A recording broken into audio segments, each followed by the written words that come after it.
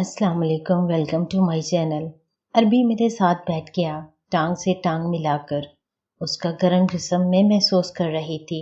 साथ ही समझ गई उसने मुझे यहाँ क्यों रोका है। मैं फौरन पीछे हुई तो उसने मुझे कमर से पकड़ लिया। कहने लगा, क्या बात है, क्यों डरती हो मुझसे? मैं इतना बुरा तो नहीं हूँ। मैंने कहा, साहब जी छोड़े मुझे, मैं ऐसी वैसी औरत नहीं हूँ। वो कहने लगा, सच पूछो तो मैं तुम पर फिदा हूँ। आज तक मैंने कभी मुलाजमा के साथ ऐसा कुछ नहीं किया, मगर जब तुम्हें देखता हूँ तो मेरा दिमाग खराब हो जाता है। मैं कहती रही, छोड़ दो मुझे, खुदा के लिए छोड़ दो। मेरी आंखों में आंसू थे। वो मुझे उठाकर दूसरे रूम में ले गया और पूरी रात मैं उस वक्त अपने शोहर के साथ सऊदी अरब में रहती थी। हम दोनों ज्यादा पढ़े लिखे नहीं थे। मैं खुद भी नौकरी करती थी, मगर आमदनी कम होने की वजह से घर का गुजारा बहुत मुश्किल था। जो कुछ भी मिलता हम शुक्र अदा करते हुए खा पी कर गुजर बसर कर लेते थे। लेकिन वक्त के साथ साथ माली मुश्किलात बढ़ती गईं और परेशानी वाज़ेह होने लगी।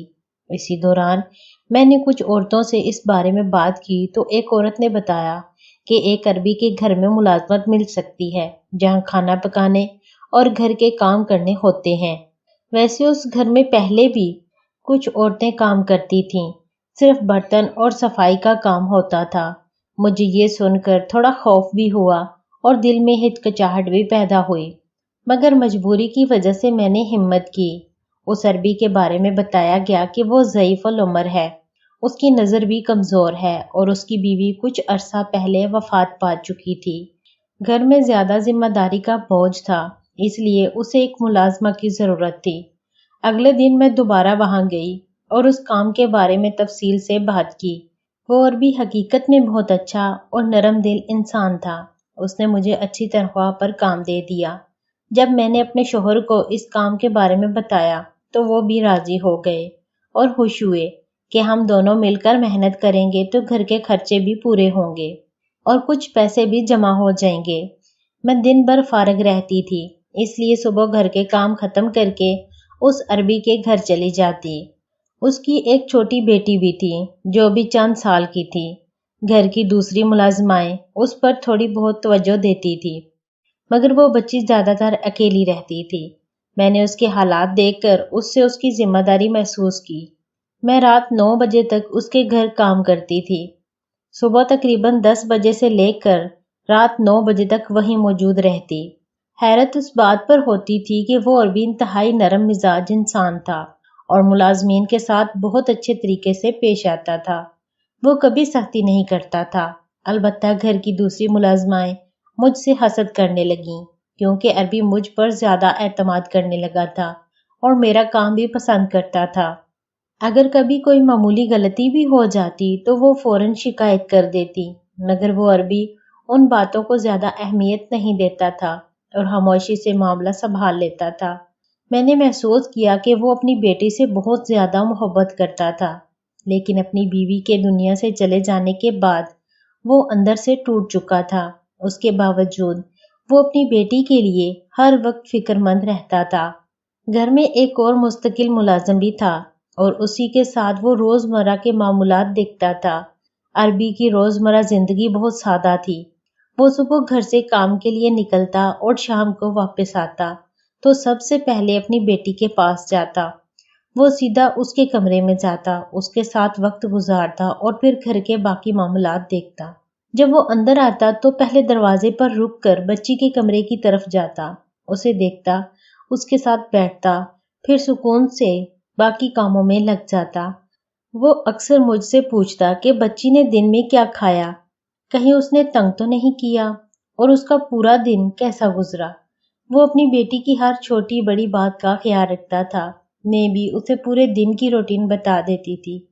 एक रात जब मैं काम खत्म करके अपने घर जाने लगी तो उसने मुझे रोक लिया और कहा, 1 मिनट रुको। फिर उसने अपनी जेब से 3000 रियाल निकाले और मुझे देने लगा। मैं ये देखकर हैरान रह गई, क्योंकि मेरी तनख्वाह पहले ही अच्छी थी, तकरीबन 5000 रियाल। ये इजाफी रकम मेरे लिए गैर मुतवक्को थी। मैंने उसकी तरफ देखकर पूछा, ये किस लिए? वो मुस्कुरा कर बोला, ये मैं अपनी खुशी से दे रहा हूँ, रख लो। میں نے وہ پیسے لے کر اپنے پرس میں رکھ لیے اور جانے لگی۔ جیسے ہی میں دروازے تک پہنچی اس نے دوبارہ آواز دی اور کہا، یہ بات کسی اور ملازم سے مت کہنا اور نہ ہی کسی کو بتانا کہ میں نے تمہیں اضافی پیسے دیے ہیں۔ یہ سن کر میں کچھ سوچ میں پڑ گئی، لیکن میں نے سر ہلا کر ہاں کر دی اور چلی گئی۔ اس رات میرے ذہن میں عجیب بے چینی تھی۔ ایک طرف اضافی پیسے تھے، دوسری طرف اس کا رویہ اور باتیں مجھے سوچنے پر مجبور کر رہی تھیں۔ کچھ دن بعد وہ دوبارہ مجھے 1000 ریال دینے لگا۔ اس بار میں نے حیران ہو کر اس سے پیسے لینے سے انکار کر دیا اور کہا، مجھے یہ اضافی پیسے نہیں چاہیے، میں اپنی طے شدہ تنخواہ پر کام کر رہی ہوں، اس لیے بار بار اضافی رقم نہ دیا کریں۔ اس نے نرمی سے جواب دیا، میں تمہیں یہ اس لیے دے رہا ہوں کیونکہ تم میری بیٹی کا بہت خیال رکھتی ہو۔ میں نے کہا، یہ میری ڈیوٹی ہے، اس کے لیے مجھے پہلے ہی تنخواہ مل رہی ہے۔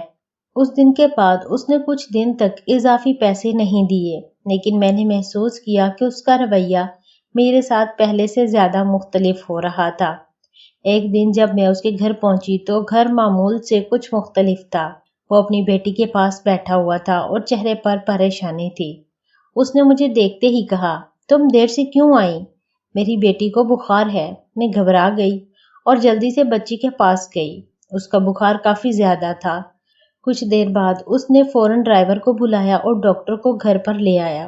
اس کے پاس ہر چیز کا بہتر انتظام تھا اور وہ فوراً اپنی بیٹی کے علاج کے لیے مکمل سنجیدگی سے کام کر رہا تھا۔ ڈاکٹر نے چیک اپ کیا اور دوائیاں دیں۔ اس کے جانے کے بعد میں نے بچی کو دوا دی اور اسے آرام سے بستر پر لٹا دیا۔ دن بھر بچی کی خدمت کرتے کرتے میں تھک چکی تھی۔ میں عربی کے پاس آئی تو دل میں ایک عجیب سی کیفیت تھی۔ اگرچہ اس کی خدمت کرنا برا نہیں لگ رہا تھا، لیکن ایک اندرونی جھجک بھی تھی کیونکہ حالات میرے لیے آسان نہیں تھے۔ اسی دوران عربی نے مجھ سے کہا، اگر آج رات آپ میری بیٹی کے ساتھ رک جائیں تو یہ میرے اوپر آپ کا بہت بڑا احسان ہوگا۔ میں نے فوراً کہا، میں کیسے رک سکتی ہوں؟ میرا شوہر میرا انتظار کر رہا ہوتا ہے، مجھے گھر جانا ہوتا ہے اور اس کے لیے کھانا بھی تیار کرنا ہوتا ہے۔ یہ سن کر عربی کے چہرے کے تاثرات بدل گئے۔ وہ کچھ لمحے خاموش رہا، پھر بولا، تو آپ شادی شدہ ہیں؟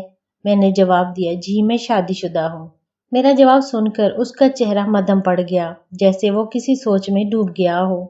پھر اس نے فوراً اپنا انداز بدل لیا اور کہا، اگر ایسا ہے تو پھر بھی آج ایک رات رک جائیں۔ میری بیٹی آپ سے بہت مانوس ہو گئی ہے اور وہ بیمار بھی ہے۔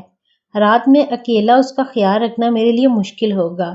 آپ اس کی دوائیوں اور اس کی حالت کو بہتر سمجھتی ہیں۔ میں نے کچھ سوچ کر کہا، ٹھیک ہے، میں اپنے شوہر سے بات کر لیتی ہوں۔ میں نے فون نکالا اور اپنے شوہر سے بات کی۔ وہ تھوڑا ہچکچایا مگر آخرکار اس نے اجازت دے دی۔ اس نے کہا، ٹھیک ہے، آج رک جاؤ، میں گھر کا انتظام کر لوں گا۔ اس رات میں وہیں رک گئی اور بچی کے ساتھ رہی۔ میں بچی کے ساتھ بستر پر لیٹ گئی۔ عربی بھی کمرے میں آ گیا، مجھ سے کہنے لگا، بچی سو گئی ہے کیا؟ میں نے کہا، جی۔ وہ میرے ساتھ بیٹھ گیا، ٹانگ سے ٹانگ ملا کر۔ اس کا گرم جسم میں محسوس کر رہی تھی، ساتھ ہی سمجھ گئی اس نے مجھے یہاں کیوں روکا ہے۔ میں فوراً پیچھے ہوئی تو اس نے مجھے کمر سے پکڑ لیا، کہنے لگا، کیا بات ہے، کیوں ڈرتی ہو مجھ سے؟ میں اتنا برا تو نہیں ہوں۔ میں نے کہا، صاحب جی چھوڑے مجھے، میں ایسی ویسی عورت نہیں ہوں۔ وہ کہنے لگا، سچ پوچھو تو میں تم پر فدا ہوں۔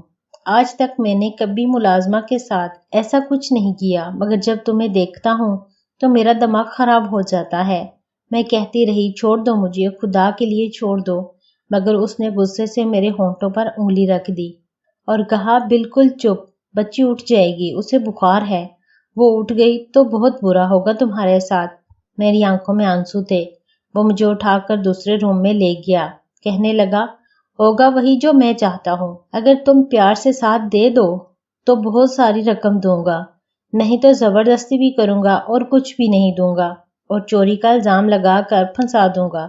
میں دوسرے کمرے میں لے جائے جانے کے بعد اندر سے ٹوٹ چکی تھی، مگر اسی لمحے میرے اندر ایک ہمت بھی جاگ گئی۔ میں نے آنسو صاف کیے اور دل ہی دل میں فیصلہ کیا کہ میں خود کو اس ظلم کے آگے نہیں جھکنے دوں گی۔ میں نے مضبوط لہجے میں کہا، اگر آپ نے مجھے ہاتھ بھی لگایا تو میں اب بھی شور مچا دوں گی۔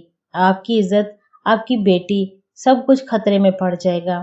میری آواز میں اس بار خوف کم اور حوصلہ زیادہ تھا۔ وہ ایک لمحے کے لیے رکا، شاید اسے میری بات کا اثر ہوا۔ اس نے پہلی بار مجھے غور سے دیکھا، جیسے اسے احساس ہو رہا ہو کہ وہ کیا کرنے جا رہا ہے۔ میں نے فوراً موقع دیکھ کر دروازے کی طرف قدم بڑھایا اور تیزی سے باہر نکل گئی۔